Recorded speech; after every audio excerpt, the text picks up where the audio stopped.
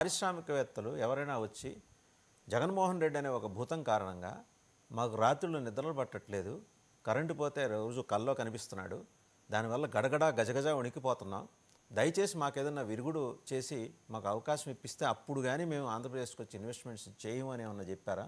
అలా చెప్పకుండానే అలా ఒక్క నిమిషం అండి, let me complete my question. అలా చెప్పకుండానే కాగ్నిజెంట్ ఆయనకు ఒక 23 ఎకరాలు బాగా ఖరీదైన స్థలం 99 పైసలకి, ఇంకొక ఆయన టీసీఎస్కి 99 పైసలకి ఇచ్చేశారా? వాళ్ళెవరికి ఈ దయ్యాలు భూతాలు కనబడలేదా?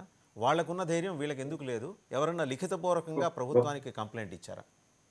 ఒక చిన్న ఎగ్జాంపుల్ సార్, 1 మినిట్ నన్ను డిస్టర్బ్ చేయొద్దని ఒక చిన్న ఎగ్జాంపుల్. చాలా మంచి ప్రశ్న మీరు వేశారు. ఇప్పుడు మాకు తిరుపతికి ఆనుకొని అమర్ రాజా సంస్థ ఉంది సార్. అమర్ రాజా సంస్థ గౌరవ మాజీ ముఖ్యమంత్రి ఎన్టీ రామారావు గారి అమృత హస్తాల నుండి ప్రారంభమై దాని తర్వాత రాజశేఖర్ రెడ్డి కూడా బ్యాటరీ ప్లాంట్ స్టార్ట్